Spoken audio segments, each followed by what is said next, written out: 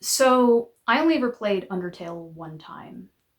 The first time I played it, I killed Toriel at the beginning of the game, and I felt so bad. I looked up whether you could save her, and that's when I found out about the pacifist route. So I started over. I got chided by Flowey for starting over, but I saved Toriel, and then I did a pacifist run. Um, and I really enjoyed the game, especially the closer I got to the end. And after I finished it, I went back to the title screen and figured that I would play it again. Um, and if you know Undertale, you know that the pacifist ending is the happiest ending that you can get. All of the characters are satisfied and have completed their arcs and survived. So when I went back to the title screen at the beginning of the game, thinking that I would play through it again, not really having a plan, uh, Flowey pops up and he says something along the lines of, "You have achieved the happiest ending possible for this game. And if you really love the characters that that you have met along the way, you will let them rest. Because if you play this game again, you are going to be tempted to get a different ending. And then they are never going to be happy. Or they can't possibly be as happy, or something like that."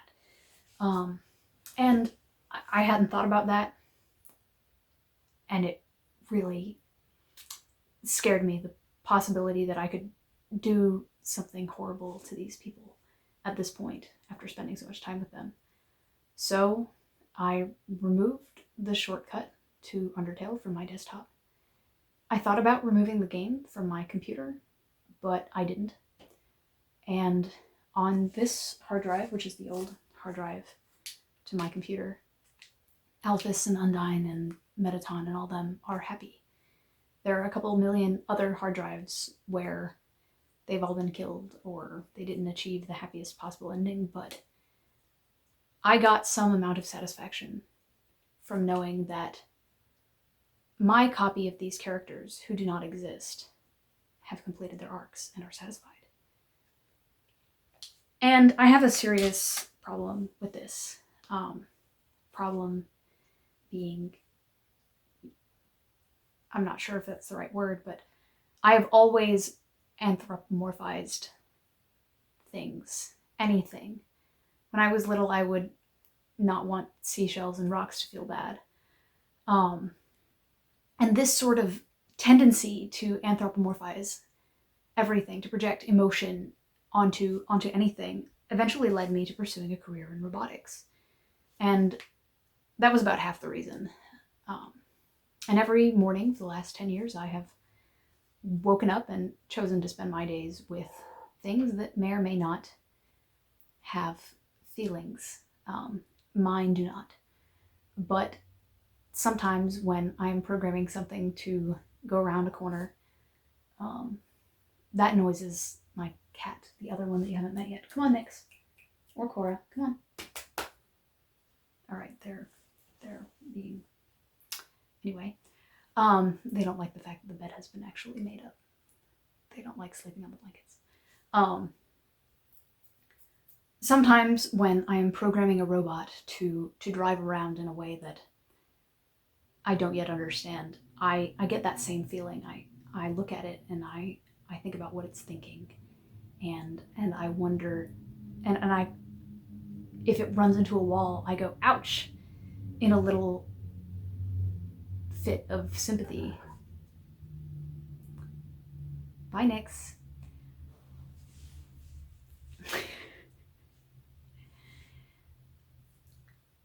And so that brings me to the other half of the reason that I chose the field of robotics.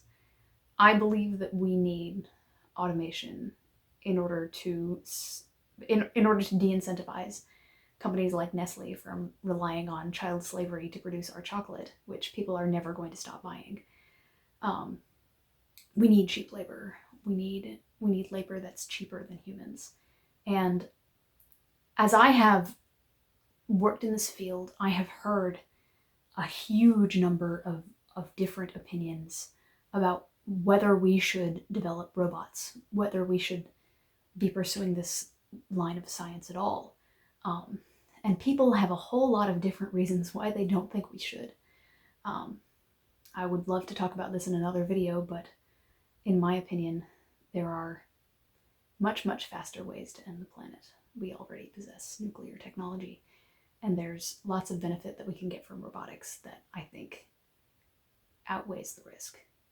Anyway, there was an episode of Star Trek that talked about this specifically. It was called The Measure of a Man. Now, there are probably way more episodes of Star Trek that deal with this. The Next Generation. In Star Trek The Next Generation, one of the main members of the cast is Data. Data is the science officer, and he is a robot. When you watch Star Trek The Next Generation, you are expected to believe that Data is a person. Hello, Cora. I know I covered up your sleeping spot because I'm a jerk. You are expected to believe that Data is a person, and even if he is not human, and even if he doesn't even behave like a human, you are supposed to empathize with him. And in the second season, there is a doctor, Dr. Pulaski, I believe. I really should have Googled this beforehand. I saw this episode a very long time ago. Dr. Pulaski, and if it's wrong, I'm just going to go with it. Dr. Pulaski treats the rest of the crew as insane for treating Data as an equal and interacting with him on a social basis.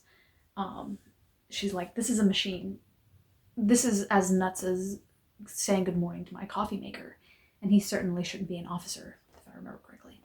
So there's an episode called The Measure of a Man, in which there is a scientist who wants to take apart Data so that they can create an army of robots. Theoretically, a fantastic idea, because this means that we will not have to send in people. And what's interesting is, this is the exact reason that I got into robotics. Of course we need to be having robots do this kind of dangerous, nasty work. But the episode says, absolutely not. If work is going to be done, humans should be doing it. Because Data, at least, claims to be sentient. And we cannot assume for him that that sentience isn't there. If something claims to have consciousness, then we cannot take the risk of assuming that it doesn't. Because there's no way for us to verify that that consciousness is not there. And these are the kinds of questions that,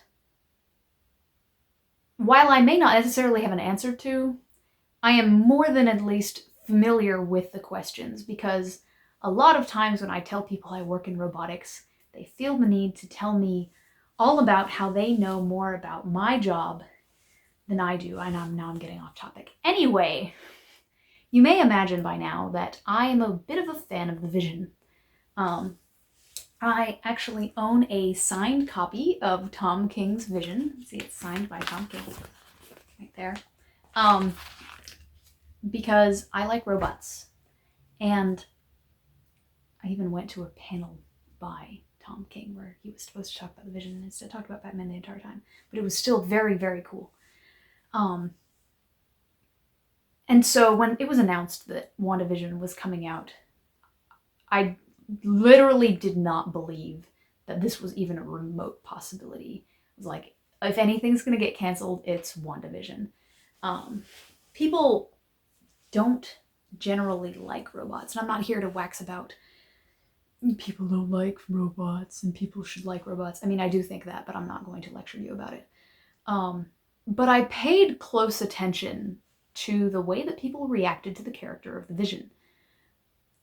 When the Vision died at the end of Infinity War, spoilers for Infinity War, I guess, a lot of people who saw the movie were frustrated that the possibility of allowing him to live in the first place was absurd. There was that meme, I guess you could call it a meme, just people said the phrase a lot. They said, why are we spending so much effort to try to save Wanda's vibrator? And I just scratched the microphone with my fingernail. Sorry about that. But Yeah, Wanda's vibrator was the phrase that was used over and over again in discussions about Infinity War and about the Vision in general. Um, and I know that most of these people probably thought of the Vision as more than just Wanda's vibrator. But that sentiment carried strongly into WandaVision, particularly towards the end. Now, I think at this point, I should mention that there will be spoilers for the end of WandaVision. So, in Infinity War, the Vision's life is weighed against that of most of the rest of the Avengers or the Wakandan army or the rest of half of the universe, which they don't know that those are the stakes at that point. And to everybody in the audience, this is obvious. Just kill him. Just kill him. And I think that what the writers may have done there is set up a trolley problem that was too easy for the audience. The life of one less than human versus the entire rest of the universe divided by two is not something that most people even have to think about, even if that one less than person is very, very nice. At the end of WandaVision, basically the exact same thing happens, except at a smaller scale. Vision's life is placed against the freedom of the people of Westview, which is a town of like 3,642 or something like that. And the audience is expected to be sad about the fact that the Vision is going to have to die. But I think that a failure in the writing, and I really did enjoy WandaVision, I'm just speculating on why the ending was not as well received as it potentially could have been. I think that everybody had already accepted a few things before WandaVision even started. One, Vision was already dead. So Vision dying, we've been there and we have done that. And yes, he is charming and kind throughout all of WandaVision. But Vision's death was already a given. I don't think very many people expected him to live through the end of this series. Second of all, they had accepted that he was a robot, and that robots are less valuable than people in this world. But this effect spread to somebody else, or rather, to somebody else's. Billy and Tommy.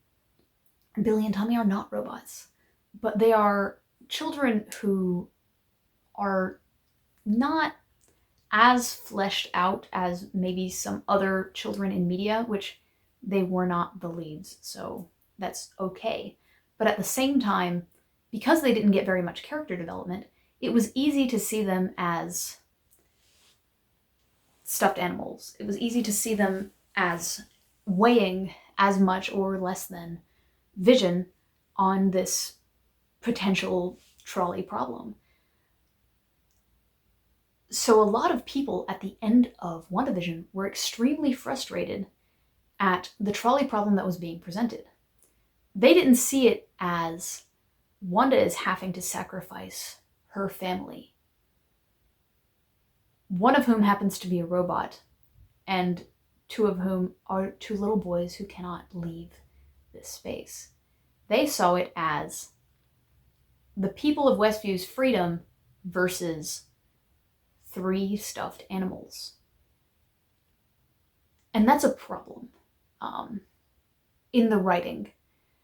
I am of the disposition that I will never look at the Vision unless the writing is extremely poor and see a senseless automaton that deserves what happens to him in virtually every movie at this point. But at least the writers, I don't think, managed to give the audience the idea that Billy and Tommy could potentially be people of value. And that's why I think that in the last scene, or in the after credits, of the last episode when Billy and Tommy are revealed to be alive in some other dimension. I don't think a lot of people really cared. Even the group that I was watching with, we were all speculating on, all right, so how are they going to use this to tie into the Young Avengers or whatever? So I think this story could have potentially been told more successfully if Billy and Tommy were originally portrayed as more legitimate children. And I know that that's hard to do with the starting point that they had. In the scope of the rest of the series, you basically can't make Billy and Tommy look like real kids. But from several years of working in the robotics industry, I have learned that you can't convince a significant portion of the population that Vision's life is worth anything. And that exact same effect was put onto the children here. I guess I should bring up, and I forgot to put this earlier in the video, so my bad. After Infinity War, when the Vision effectively sacrificed himself for the rest of humanity and crap, a lot of the audience was frustrated that this was ever even a question. But I think that there would have been a different reaction if it had been a different member of the group who was asked to sacrifice themselves. Perhaps a more popular member of the group, like the Captain America or something like that. Or Natasha. But the thing that frustrated me at the time was all of these people are fake. They are all equally fake because they are all fictional. None of them exist. The people who are watching this have been asked to assume that the Vision is equally sentient to the rest of these people. And there is nothing in the story to indicate that he is less valuable other than the fact that he has been asked to sacrifice himself. But people's perceptions of whether things that aren't human matter persist even through fictional media. And I would encourage you, after watching this video, to examine the way people view sentience and emotion in your everyday life. Do you have a Southern uncle who considers the death of a pet to be not very important? Do you have friends who are vegetarian because they just can't stand the thought of animals suffering? Did you choose the genocide route when you played Undertale for the first time because they're just pixels and they don't feel anything? Because ultimately, the interesting thing to me about WandaVision and about Infinity War and about the way people read the character of the Vision is not the Vision himself, even though Tom King's The Vision is very interesting and very good, and I definitely recommend reading it, but what it says about the people who watch it. There are a lot of people I know who, when watching this show, considered the deaths of Vision and by extension his children to be unimportant, to be worthless, because they were simulacra. And I just can't see the series that way.